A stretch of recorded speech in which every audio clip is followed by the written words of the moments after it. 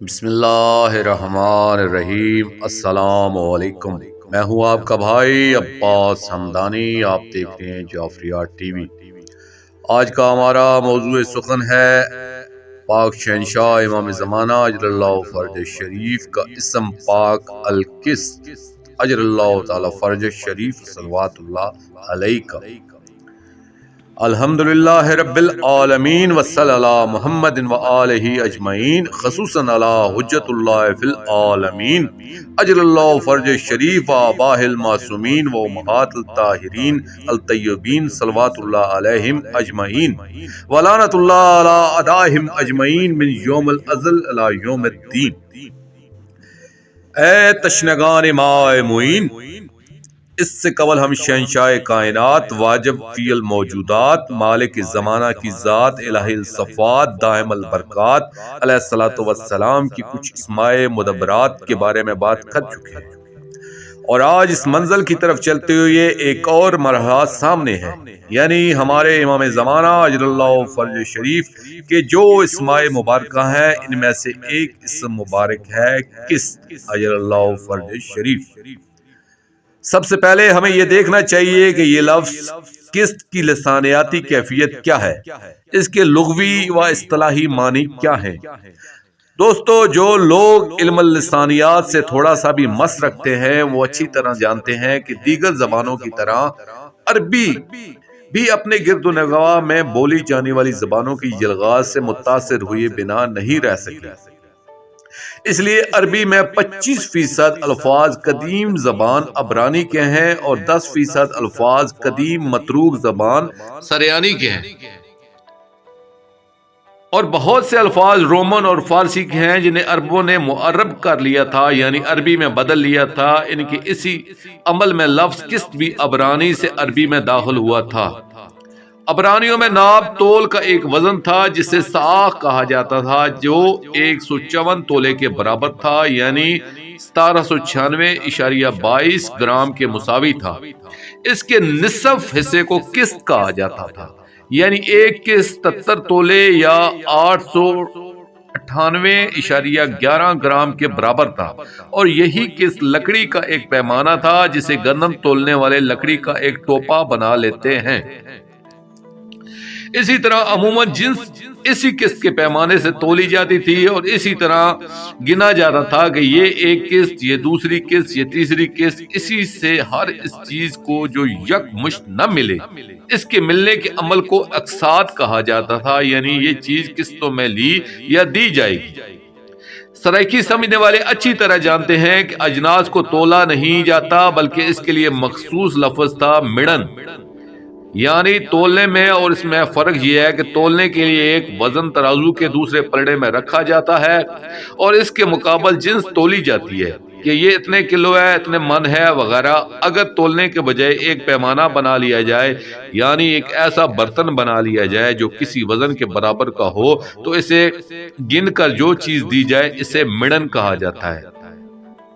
اور اسی طرح قسط تولنے کا نہیں، مڑنے کا ایک پیمانہ تھا، اور عربی میں اس کے لیے مکیال کا لفظ مخصوص تھا۔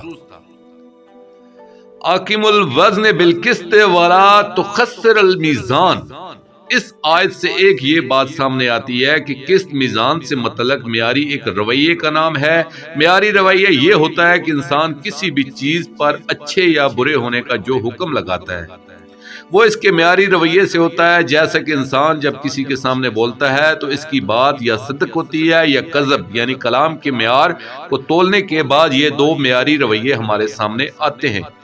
یعنی ہر چیز میں اچھائی برائی کا تصور موجود ہے۔ اسی طرح اس کی اچھائی کا جو رویہ ہوتا ہے اس کا بھی ایک نام ہوتا ہے، اور اس میں جو برائی کا جو رویہ ہوتا ہے اس کا بھی ایک نام ہوتا ہے۔ اسی طرح اوزان کے مقابلے میں بھی اچھائی اور برائی کا معیاری پیمانہ ہوتا ہے، اور اس میں بھی اچھائی اور برائی کا تصور موجود ہوتا ہے، اور ان کے اپنے اپنے نام بھی موجود ہیں۔ جیسا کہ انسان جب تولتا ہے تو اس میں یا تو درست کام کرتا ہے یا پھر غلط کام کرتا ہے، اس میں کمی بیشی کرتا ہے۔ اگر اوزان کے معاملے میں کوئی کمی بیشی ہو تو اسے خسر یا خسارہ کہا جاتا ہے، اور اگر ماپ میں یعنی کسی برتنی پیمانے کے حساب سے تولنے میں کمی بیشی کی جائے تو اسے تف کہتے ہیں۔ اور اگر دونوں کے معاملے میں کوئی کمی بیشی نہ ہو تو پھر اسے قسط کہا جاتا ہے، کیونکہ قسط عربی کا ذاتی لفظ تھا ہی نہیں، اس لیے یہ لفظ کئی معنی کے دروازوں پر ٹھوکریں کھاتا رہا۔ جیسے کہ ہم دیکھتے ہیں قسط کا پیمانہ سا کا پورا نصف تھا۔ اس کی اسی خصوصیت کی وجہ سے عربوں نے اسے انصاف کے معنی میں بھی استعمال کرنا شروع کر دیا، اور اسی طرح اس کے معنی عدل و انصاف کے بھی ہونے لگے۔ کافی دیر بعد یہ لفظ ایک اصطلاح کی شکل اختیار کر گیا، اور اس کے اصطلاحی معنی تھے معاشرتی معاملات میں اپنے غیر کے ساتھ وہی سلوک کرنا جو اپنے لیے پسند کیا جائے، یعنی حسن سلوک کرنا، جو بات اپنے لیے پسند نہ ہو وہ کسی دوسرے کے لیے روا نہ رکھی جائے، جو رویہ اپنے لیے جائز نہ سمجھے وہ دوسروں کے لیے بھی جائز نہ سمجھے، جیسا کہ کلام مقدس میں ہے اقم الوزن بالقسط ولا تخسر المیزان۔ جب لین دین کا معاملہ ہو تو میزان کو اس طرح استعمال کرو جیسا کہ اپنے لیے پسند کرتے ہو، یعنی کوئی بھی شخص یہ پسند نہیں کرتا کہ کوئی اسے چیز تول کر دیتے ہوئے ڈنڈی مارے اور مال کم تول کر دے، پھر ایسے بھی دوسروں کو مال کے تولنے میں کمی نہیں کرنا چاہیے۔ بس اسی طرح جملہ معاملات میں بھی دوسروں کے ساتھ اپنے جیسا رویہ رکھنا اور اپنے جیسا سلوک کرنا ہی قسط کہلاتا ہے۔ اس کی وضاحت کے لیے ایک واقعہ پیش کرتا ہوں کہ شہنشاہ انبیاء حبیب کبریا صلی اللہ علیہ وآلہ وسلم کی بارگاہ میں ایک جاہل بدو آیا، اور اس نے آ کر دور سے انہیں بے ادبانہ انداز میں صرف نام سے پکارا اور عرض کیا کہ آپ ہیں جو فرماتے ہیں کہ زنا کرنا جائز نہیں ہے، جبکہ یہ سارے عرب میں متوں سے رائج ہے۔ اس کی اس بات سے صحابہ کرام رضوان اللہ علیہم جوش میں آ گئے اور تلواریں نکالیں۔ اس پر حضرت صلی اللہ علیہ وآلہ وسلم نے انہیں روکا اور اس بدو کو اپنے پاس بلایا اور فرمایا، اے بھائی، کیا تو یہ پسند کرتا ہے کوئی تیری لڑکی یا بہن کے ساتھ زنا کرے؟ کیونکہ عرب کے غیور لوگ تو اپنی لڑکیوں کو صرف اس لیے پیدا ہوتے ہی زندہ دفن کر دیتے تھے کہ انہیں اپنی لڑکی کسی کے عقد میں بھی نہ دینا پڑے۔ اس بدو نے عرض کیا، اگر کوئی میری لڑکی کی طرف آنکھ اٹھا کر بھی دیکھے تو میں اس کی گردن اڑا دوں۔ شہنشاہ انبیاء صلی اللہ علیہ وآلہ وسلم نے فرمایا کہ جس کے ساتھ تو زنا کرنا چاہتا ہے کیا وہ کسی کی بہن اور بیٹی نہیں ہے؟ ہاں، اگر تم اپنی بہن اور لڑکی کسی کو برائے زنا دے سکتا ہے تو پھر تجھے بھی اجازت دینے پر غور کیا جا سکتا ہے۔ یہ سن کر وہ قدموں میں گر گیا اور معافی بھی مانگی اور کلمہ بھی پڑھ لیا۔ بس اسی طرح اپنی عمرانی زندگی، سوشل لائف کے معاشرتی معاملات میں دوسروں کے ساتھ اپنے جیسا سلوک کرنا قسط کہلاتا ہے، اور قسط کی ضد ہے جور، یعنی ہر جور خود غرضی اور غیر مساوانہ سلوک کرنا جور کہلاتا ہے، اور جور سے خالق نے روکا ہے اور قسط کا امر فرمایا ہے، جیسا کہ ارشاد قدرت ہے وَأَقْسِطُوا إِنَّ اللَّهَ يُحِبُّ الْمُقْسِطِينَ۔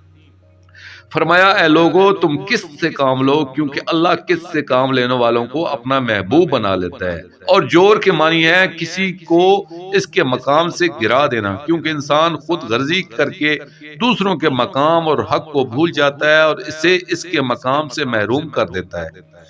اس لیے اسے جور کہتے ہیں، اور کسی کو اس کا مقام دینا قسط ہے۔ خالق نے کلام مقدس میں فرمایا کہ وَلَقَدْ أَرْسَلْنَا رُسُلَنَا بِالْبَيِّنَاتِ وَأَنزَلْنَا مَعَهُمُ الْكِتَابَ وَالْمِيزَانَ لِيَقُومَ النَّاسُ بِالْقِسْطِ۔ فرمایا، ہم نے رسولوں کو بینات کے ساتھ ارسال فرمایا اور ان کی میت میں کتاب و میزان کو صرف اسی لیے نازل فرمایا تھا کہ لوگوں میں قسط کو قائم کیا جا سکے۔ یعنی اللہ نے رسولوں کو بھیجنے کا مقصد یہ بیان فرمایا ہے کہ وہ لوگوں کو حسن معاملات کا درس دے اور ایک صالح اور پرامن معاشرہ تشکیل پائے۔ آپ محولہ بالا آیت کو ایک مرتبہ پھر دیکھیں۔ خالق کائنات نے انبیاء علیہم السلام کو 3 چیزیں عطا فرمائی ہیں: معجزات بینات، کتاب وجودی، میزان۔ ان چیزوں کے عطا فرمانے کی وجہ یہ بیان فرمائی ہے یہ لوگوں کو قسط کے ساتھ قائم کر سکے۔ اب ہم اس بات پر غور کریں گے کہ اللہ جل جلالہ نے انبیاء کو مابعوث بھی فرمایا، انہیں اس ظالم دنیا پر صعوبات زندگی گزارنے کی زحمت بھی دی، اور انہیں کتاب اور میزان اور معجزات سے صرف اس لیے نوازا کہ لوگ قسط کے ساتھ قائم ہوں۔ اگر ہم بھی اس آیت کا مفہوم لیں جو عمومی طور پر لیا جاتا ہے تو اس کے معنی یہ ہوتے ہی انبیاء و رسل علیہم السلام کی آمد کی وجہ صرف انسان کو آپس میں ایک جیسا سلوک کرنے پر آمادہ کرنا تھا۔ معجزات ملے تو اس لیے کہ کوئی انسان کسی دوسرے انسان کے ساتھ غیر مساوانہ رویہ نہ رکھے۔ کتاب ملی تو وہ بھی اسی لیے کہ کوئی کسی کے ساتھ غیر منصفانہ سلوک نہ کر سکے۔ میزان کو ان کی میت میں نازل کیا گیا تو اس کی وجہ بھی یہی تھی کہ انسان اپنے جیسے کسی دوسرے انسان کے ساتھ معاملات دنیا میں غیر عادلانہ برتاؤ نہ کرے۔ ایک تو یہ مفہوم تھا جو اخذ کیا جاتا ہے، دوسری بات یہ کہ اس آیت سے یہ بھی ثابت ہوتا ہے کہ انبیاء اور رسل علیہم السلام کی تخلیق اور بعثت کا مقصد ہی انسان کی معاشرتی اصلاح کرنا تھی۔ اگر انسان کی اصلاح مقصود نہ ہوتی تو گویا انبیاء کو خلق ہی نہ فرمایا جاتا۔ اب ہمارے سامنے دو باتیں آ گئی ہیں تو ان کا تجزیہ بھی کرتے چلیں۔ وہ یہ ہے کہ جب ہم اس عالم انسان کا تجزیہ کرتے ہیں تو ہم یہ دیکھتے ہیں کہ اس دنیا میں جو چیز آج تک نہیں ہو سکی وہ یہی قیام کشتی ہے، کیونکہ باقی باتیں تو تھوڑی بہت نظر آتی ہیں مگر جو انبیاء کی تخلیق کا مقصد بتایا جاتا ہے وہ یہاں پورا ہوتا نظر ہی نہیں آیا۔ یعنی ان کی ساری محنت رائے گاں گئی ہے، نعوذ باللہ۔ بات یہاں تک ختم نہیں ہوتی بلکہ اللہ جل جلالہ نے انہیں اس کام کے لیے خلق فرمایا تھا، پھر انہیں قیام قسط کے سارے وسائل فراہم کیے اور پوری کوشش کی کہ یہ بد مزاج انسان اپنے ہی معاملے میں سلجھ جائے اور ایک پرامن سوسائٹی قائم کر لے، مگر اس کی ساری کوششوں کے باوجود سب کچھ ہو گیا مگر جس چیز پر سارا زور دیا گیا تھا وہ مقصد پورا نہ ہوا۔ اس نظریے سے یہ نتیجہ بھی نکلتا ہے کہ انبیاء اور رسل علیہم السلام کی تخلیق کی علت غائب بد کردار انسان ہے، ظالم انسان ہے کہ جو آپس میں امن کو قائم نہیں رکھتے۔ اب یہاں یہ تو کوئی نہیں کہہ سکتا کہ علت ہمیشہ مفضول ہوتی ہے اور علت غائب افضل ہوتی ہے۔ یعنی میں نے زیورات کے لیے ایک سیف لاکر بنوایا ہے تو اس سیف کے بنانے کی علت غائب زیورات ہیں کہ جن کے لیے وہ بنایا گیا ہے، اس لیے وہ زیورات سے ادنا ہے اور زیورات اس سے اعلیٰ ہوتے ہیں۔ اگر اس طرح ہم دیکھیں تو انبیاء کو ظالم انسانوں کے لیے بنایا گیا تو اس سے وہ نعوذ باللہ ان سے افضل ہو جائیں گے۔ یہ تو صاف ظاہر ہے کہ انبیاء کی بعثت کی وجہ قیام قسط ہی ہے، مگر قسط کے معنی کیا ہیں؟ کیا یہی ناپ تول درست کرنا ہی ہے؟ کیا لوگوں میں اخلاقی مساوات پیدا کرنا ہی مقصد تخلیق انبیاء علیہم السلام تھا؟ یہ تو سارے علماء اسلام کہتے ہیں کہ اخلاقی قدریں اچھی چیزیں ہیں مگر نجات کے لیے تو ایمان کی ضرورت ہے۔ ایمان کے بغیر تو کوئی نیک عمل منظور ہی نہیں ہوتا۔ اخلاقیات کی سب سے بڑی خوبی یہی ہے کہ یہ انسان کو دوسرے انسان کے شر سے بچاتی ہے، بشرطہ کہ اس پر پوری طرح عمل کیا جائے، ورنہ اس کی اور کوئی افادیت نہیں ہے۔ ہاں اس کی افادیت مشروط ہے اور اس کی شرط ایمان ہے، اور جو چیز کسی دوسری چیز سے مشروط ہو وہ اتنی اہمیت کی حامل نہیں ہو سکتی کہ انبیاء علیہم السلام کی بعثت جیسے عظیم امر کو اس کی وجہ بنا دیا جائے۔ بات صرف انبیاء اور رسل علیہم السلام تک محدود نہیں ہوتی بلکہ جب ہم اسماء الہی کا جائزہ لیتے ہیں تو ان میں ہمیں اللہ جل جلالہ کا ایک اسم مبارک مقصد نظر آتا ہے، یعنی قسط قائم فرمانے والا۔ جب ہم دنیا کا تجزیہ کرتے ہیں تو اس حوالے سے ہمیں مکمل طور پر مایوسی ہوتی ہے کہ 1,24,000 انبیاء اور رسل علیہم السلام جس کام کے لیے مبعوث ہوئے اور اللہ جل جلالہ نے بھی اپنی پوری کوششیں کی ہیں، مگر اس دنیا کے لوگوں میں نہ تو ناپ تول درست فرما سکا ہے اور نہ ہی انبیاء کی محنت کا کوئی اثر ہمیں اس دنیا پر نظر آتا ہے، اور انسانیت پہلے سے بھی بدتر ہوتی جا رہی ہے۔ اب اس صورتحال کو دیکھتے ہوئے ہمیں یہ سوچنا پڑے گا کہ یا تو یہ اسم مبارک اللہ کا نہیں ہے نعوذ باللہ، یا پھر ہم جس بات کو قسط سمجھتے ہیں وہ قسط نہیں ہے بلکہ قسط کوئی اور چیز ہے۔ اب ہم اس قسط کو پہچاننے کی کوشش کرتے ہیں مگر اپنی عقل سے نہیں بلکہ وحی و الہام کی روشنی میں۔ دربار رسالت مآب ہے، اس میں اصحاب بیٹھے ہوئی ہیں، ان میں سے ایک صحابی عرض کرتے ہیں کہ آقا ذوالقرنین کا واقعہ کیا ہے اور اسے ذوالقرنین کیوں کہتے ہیں، اس کی وجہ تسمیہ کیا ہے؟ اس پر فرمایا کہ جناب ذوالقرنین اپنے زمانے کے نبی تھے، انہیں حکم ہوا کہ اپنی قوم کو ہدایت فرمائیں۔ جب انہوں نے اعلان حق کیا تو قوم ان کے خلاف ہو گئی مگر وہ اسی طرح دعوت حق میں مصروف رہے۔ پھر ان کی قوم نے فیصلہ کیا کہ انہیں شہید کر دیا جائے۔ ایک دن جب وہ تبلیغ میں مصروف تھے تو ایک شکی نے ان کے سر پر تلوار سے ضرب لگائی اور وہ ضرب ان کے سر کے داہنی طرف لگی اور وہ شہید ہو گئے۔ لوگوں نے انہیں دفن کر دیا، مگر ایک زمانے کے بعد وہ اس دنیا میں پھر ظاہر ہوئی اور انہیں دوبارہ حکم ہوا کہ اس قوم کو دین حق کی دعوت دیں، اور وہ دوبارہ ان لوگوں میں تبلیغ کرنے تشریف لے گئے۔ اس قوم نے پھر دیکھا تو پہلے حیران ہوئے، مگر آخر میں دوبارہ وہی فیصلہ کیا اور انہیں شہید کرنے کا پروگرام بنایا۔ پھر ایک شکی کو تیار کیا اور اس نے جا کر ان کے سر پر تلوار کا وار کیا۔ اس مرتبہ ان کے سر کے باہنی طرف ضرب لگی۔ جب حضور اکرم صلی اللہ علیہ وآلہ وسلم اس مقام پر پہنچے تو ان کی آنکھوں میں آنسو آ گیا اور فرمایا فیک من ہوا علی سنتہ، آپ لوگوں میں بھی ایک ذات ایسی موجود ہے کہ جن کے سر عطر پر 2 مرتبہ ضرب چلائی جائے گی۔ یعنی امیر المومنین علیہ الصلوۃ والسلام کی طرف اشارہ فرمایا، کیونکہ ان کے سر عطر پہ بھی 2 مرتبہ ضرب لگی تھی، ایک میدان خندق میں جو عمرو ابن ود ملعون نے لگائی تھی اور دوسری مرتبہ ابن ملجم ملعون نے ضرب لگائی تھی۔ اس کے بعد فرمایا جب وہ شہید ہو گئے تو اللہ نے انہیں سہبارہ اس دنیا میں بھیجا اور انہیں مشرق و مغرب کی حکومت عطا فرمائی، اور انہیں ذوالقرنین اس لیے کہا جاتا ہے کہ ان کے سر پہ جہاں جہاں ضرب لگی تھی وہاں اللہ نے وہ نشانات پیدا کر دیے جو سینگوں کی طرح تھے، اور اس کی وجہ یہ تھی کہ لوگ یقین کر لیں کہ یہی وہی جناب ہیں کہ جنہیں شہید کیا گیا تھا۔ عربی میں کرن سینگ کو کہتے ہیں اور کرنین اس کا تسنیہ ہے۔ اس کے بعد فرمایا ان اللہ تعالی سیجری سنتہ فی القائم اجر اللہ فرج شریف من ولدی، فرمایا اللہ ان کی سنت کو ہمارے لخت جگر اجر اللہ فرج شریف میں جاری فرمائے گا، اور انہیں بھی روئے زمین کی حکومت حاصل ہوگی۔ کوئی مقام ایسا نہ ہوگا کہ جہاں جناب ذوالقرنین نے قدم نہ رکھا ہو، مگر ہمارے شہنشاہ بیٹے کے قدم وہاں پہنچیں گے کہ کوئی دشت صحرا، کوئی پتھر بھی ایسا نہ ہوگا کہ جہاں ان کے قدم نہ پڑیں، یعنی پوری دنیا ان کے زیر قدم ہوگی۔ یظہر اللہ عز وجل لہ کنوز الارض معاذانہم وینسع بالرعب فیمل الارض بہ عدلا وقسطا کما ملت ظلم وجور، فرمایا پروردگار عالم ان کے لیے ساری زمین کے خزانے ظاہر فرمائے گا، اور اس زمین کے سارے معدنیات و خزائن ان کے سامنے ظاہر ہو جائیں گے،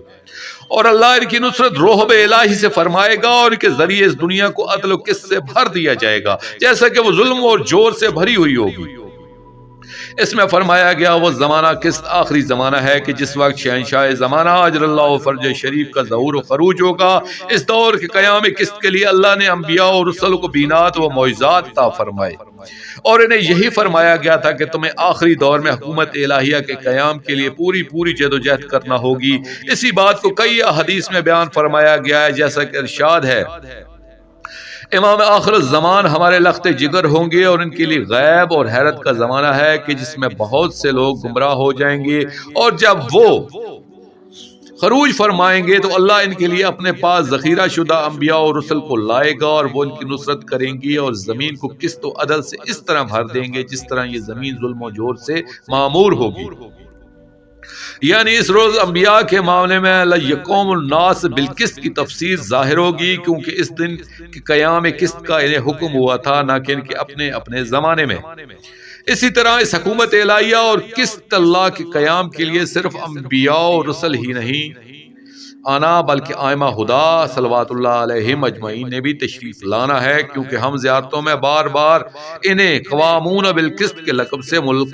ملقب کرتے ہیں، اور انہیں اپنی طرف سے نہیں بلکہ ان کی تعلیم فرمودہ زیارتوں میں انہیں قوامون بالقسط کہتے ہیں، یعنی قسط کو قائم فرمانے والے، اور قسط کا قیام ہمارے شہنشاہ زمانہ اجر اللہ فرج شریف کے زمانے میں ہونا ہے۔ تو لازماً وہ جب بھی تشریف لائیں گے تو حکومت الہیہ کے قیام میں ان کے ساتھ تمام انبیاء علیہم السلام بھی پھر بھرپور حصہ لیں گے۔ دوستو حقیقت یہ ہے کہ یہ قیام القسط و عدل جو ہے وہ اس دنیا میں ہونا تو ہے، مگر وہ زمانہ آخر میں ہونا ہے، کیونکہ یہ اسم مبارک ہمارے شہنشاہ زمانہ اجر اللہ فرج شریف کا ہے۔ ان کے زمانے میں زمین اپنے خزانے اگل دے گی، اور وہ ان خزانوں کو اپنی رعایا پر اس طرح تقسیم فرمائیں گے کہ جیسا کہ احادیث میں بیان ہوا ہے۔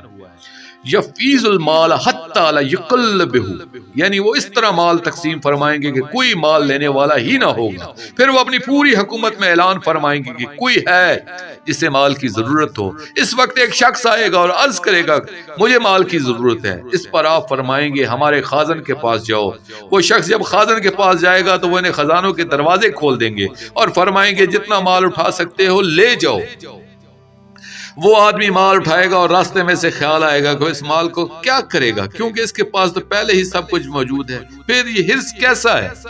اور وہ یہ سوچ کر واپس آئے گا اور عرض کرے گا کہ مجھے اس کی مال کی ضرورت نہ تھی، میں تو یوں ہی میں مال طلب فرما لیا تھا، اب میں یہ مال واپس کرنے آیا ہوں۔ اس وقت حکم ہوگا کہ ہم نے یہ مال عطا فرما دیا ہے، اب دیا ہوا مال واپس لینا ہمارے شایان شان نہیں ہے۔ تو وہ شخص منتیں کرے گا مگر مال و زر واپس نہ لیا جائے گا اور وہ اس مال کو راستے میں کسی جگہ چھوڑ کر چلا جائے گا۔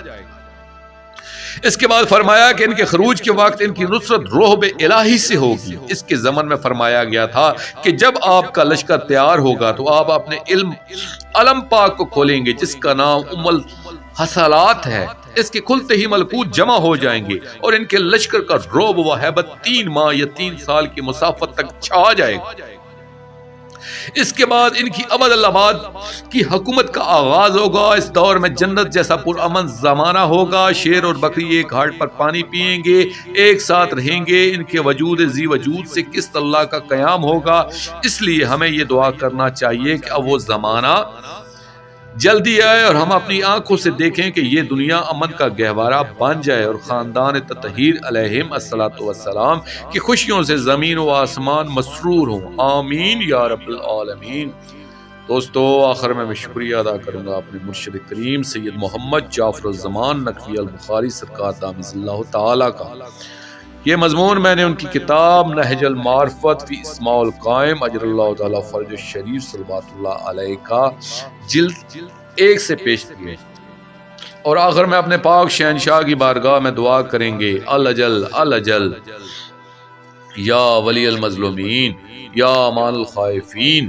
یا حجاب اللہ، القسط، المیزان، لقاء اللہ، رب العز، رحمت الواسعہ، المعروف، المعال المعین، بلد الامین، الوارث، اجر اللہ تعالی فرجک وصلوات اللہ علیہ یا ربا محمد و آل محمد صلی اللہ محمد و آل محمد واجل فرج آل محمد صلی اللہ علیہ وآلہ وسلم۔